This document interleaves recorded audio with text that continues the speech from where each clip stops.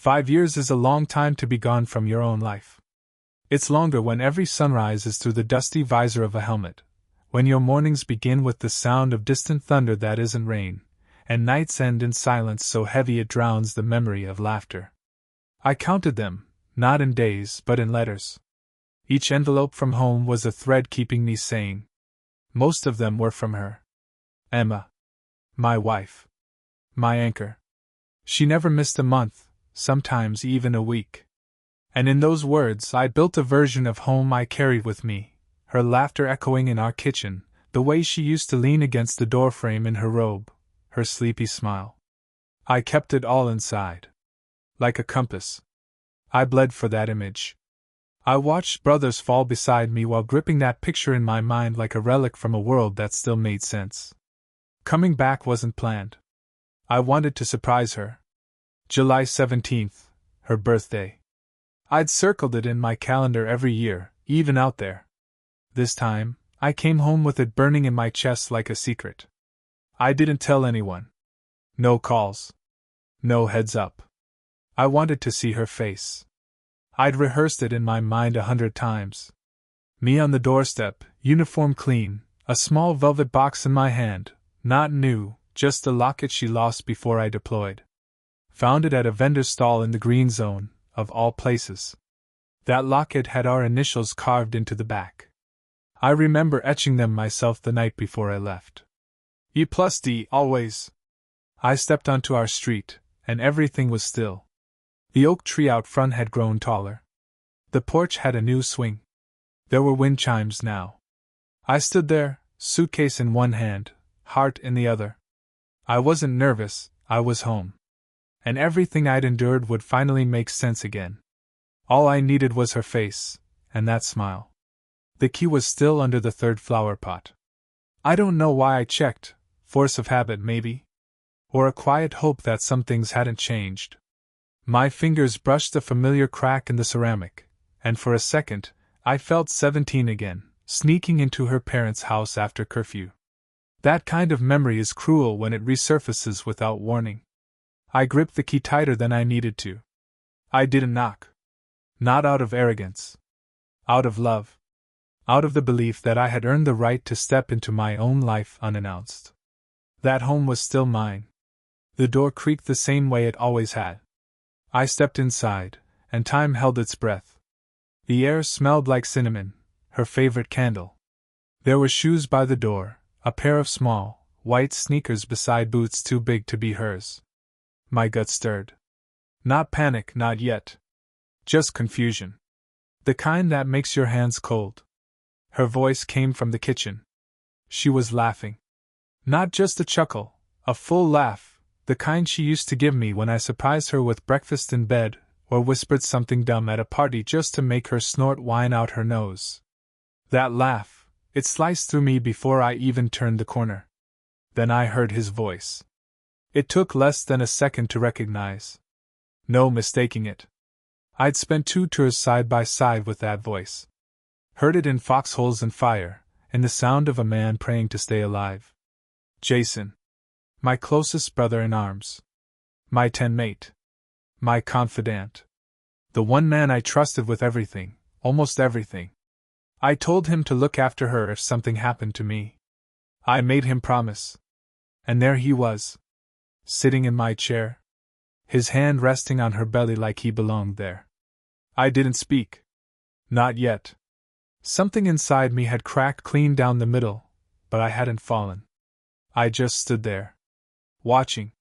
Listening. I remember the sunlight pouring through the window and landing on her face. She was glowing. Radiant in a way I hadn't seen in years. But it wasn't for me. Her eyes met mine. And everything stopped. Her smile died slowly, like a candle starved of air. Jason froze, and I could see his throat tighten. No one spoke.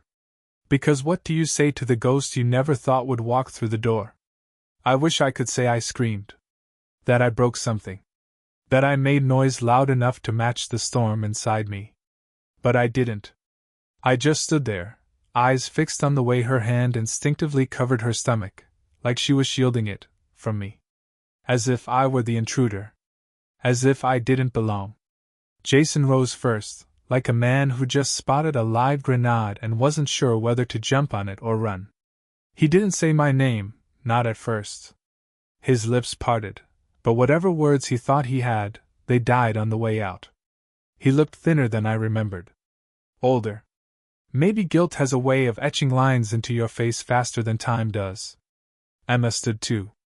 She whispered, "Daniel," like my name was some fragile thing she hadn't used in a while. Like she didn't expect to have to say it again. And there I was, standing on the floorboards I'd built with my own hands the summer before I left.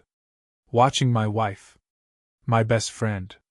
And the child she was carrying that wasn't mine. I took a step forward.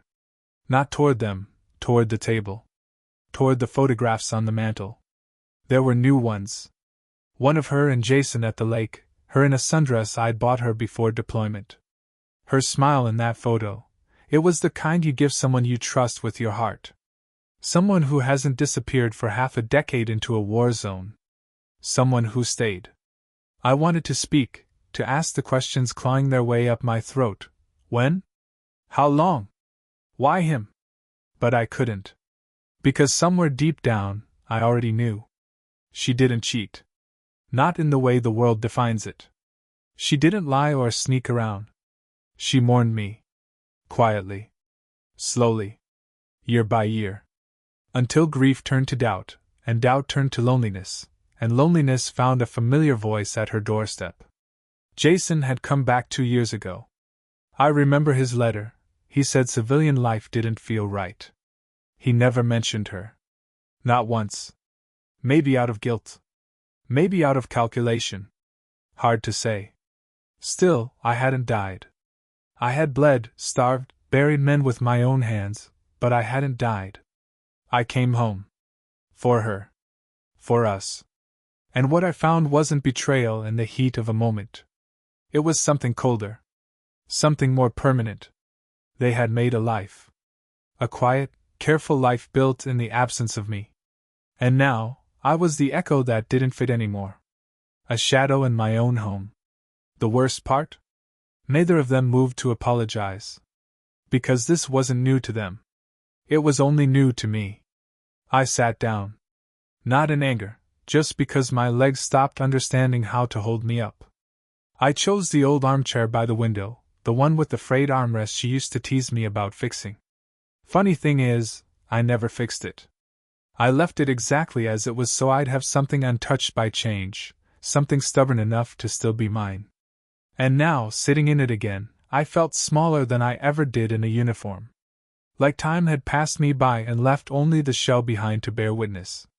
Neither of them moved to speak first. The silence wasn't awkward, it was sacred. Fragile. Like a string pulled tight between us, too tense to breathe on. I didn't look at her belly again. I couldn't. That child inside her, it had nothing to do with me. Nothing of my blood. But I knew what it was like to carry the weight of someone else's choices, and I wouldn't hate an unborn life for what grown people decided in my absence. "I thought you were dead," she said finally, voice barely audible. As if that justified the world collapsing beneath my feet. "I wasn't," I replied. That was all I could manage. Jason sat down again, slow, like he was easing himself into the consequences. He didn't say sorry. He didn't try to defend himself. And strangely, that was worse than any apology could have been. Because it told me he didn't see this as betrayal, he saw it as inevitable. Like war had taken too much from us already, and I was just one more casualty on his way to something softer. "You stopped writing," she said, not accusing, just remembering. And she was right. There was a stretch of time, 9 months maybe, when I didn't send a single letter. We lost 3 men that winter. I stopped writing not because I stopped loving her, but because I didn't know how to translate death anymore. I couldn't fill a page with blood and pretend it was ink. But it hit me then, the space where I had gone quiet was the same space he had stepped in. Letters stopped. She grieved. He knocked.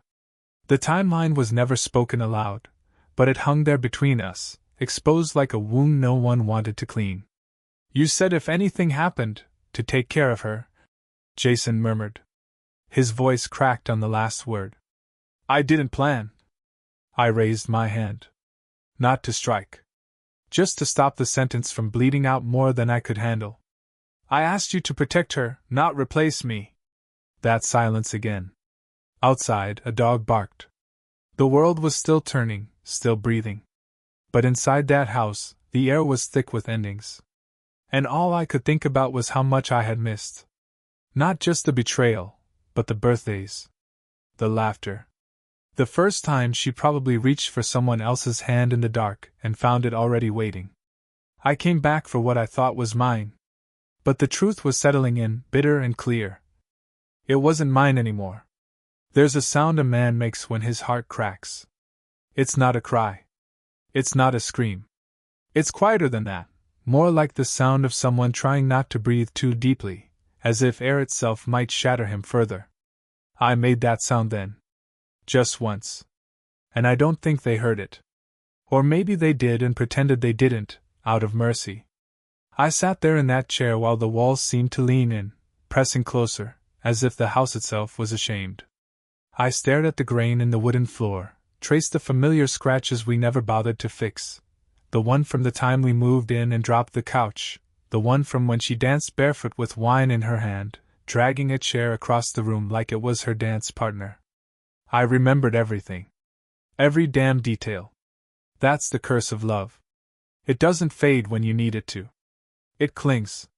It resists erasure. She tried to speak again, but I looked at her and she stopped. Not out of fear. Emma never feared me. It was the look in my eyes. She knew it well. The look I had the night we buried Charlie, when I came home from the base and just sat in the shower for an hour, fully clothed. That hollow, echoing kind of grief that has no words. The baby kicked. I saw her flinch. She held her side instinctively, and for a fleeting second I felt something I didn't expect, pity. Not for her, or for Jason. For the child. Born into a story that already carried too much weight, too many unspoken wounds. A child who would one day look at me and not know who I was, just a face in an old photo, maybe. A man who could have been father, but wasn't. Jason finally stood again, uneasy, like he needed to move, needed something to do with his hands. Do you want me to leave? He asked. I shook my head. You already did. He didn't answer. Just looked down at the floor, ashamed but silent. And Emma, God, she just stood there, one hand on her stomach, the other bracing the edge of the table like she might fall. I should have raged. Flipped the table. Shouted to the heavens about betrayal and loyalty, and what it means to be a man who keeps his vows. But I didn't. Because I suddenly realized something worse than being betrayed. I was obsolete. Not hated, not cursed, just no longer necessary. The man who kept the wolves at bay for 5 years had returned to find his home tamed without him. The war didn't take my body. But it took my place. I went upstairs. Slowly. Quietly. Like a stranger passing through someone else's life. Neither of them stopped me, they just watched, unsure whether I was walking toward closure or explosion. But I wasn't going up there to pack a bag or make a scene. I just needed to see something. Something untouched. Something real. Our bedroom door creaked the same way it always had. The bedspread was different, a new pattern, colder colors. I ran my hand across it, searching for something familiar beneath the cloth. There wasn't much. The lamp on the nightstand was new. So was the clock. Even the smell had changed. Gone was the scent of her vanilla lotion, replaced by something sharper, sandalwood, maybe his. But the mirror was the same. I stood before it and didn't recognize the man looking back. Lines I hadn't earned yet. Eyes that had seen too much but still couldn't understand what they were seeing now. I looked older than I remembered. Not aged by time, but by absence. The kind of age that war gives you without asking permission. And it hit me, how little we ever get to keep. How much we pretend is ours, people, promises, the idea of home. We cling to them like soldiers to dog tags, thinking if we hold tight enough, they'll mean something permanent. But nothing holds. Not really. There, in that mirror, I saw the man I'd been before I left. The man who kissed her forehead that last night, whispering I'd be back. The man who believed in honor, loyalty, brotherhood. And beside that ghost stood the man I was now, dressed in the same bones, but hollowed out in places that once held purpose. I opened the drawer on my side of the bed. It was mostly empty. But tucked in the corner was a photo of us, our wedding day. My uniform pristine. Her smile brighter than sunlight. I stared at it for a long time, not crying. Just studying. Like I was trying to memorize a language I no longer spoke. Then I saw it, the letter I had written her, the one I never sent. Folded, sealed, stained faintly with desert dust. I left it behind in a moment of doubt, thinking it wasn't enough. That it wouldn't carry the weight of what I wanted to say. But she'd kept it. Somehow, she had found it. I didn't open it. I remembered every word. If I don't make it home, know that I died still loving you.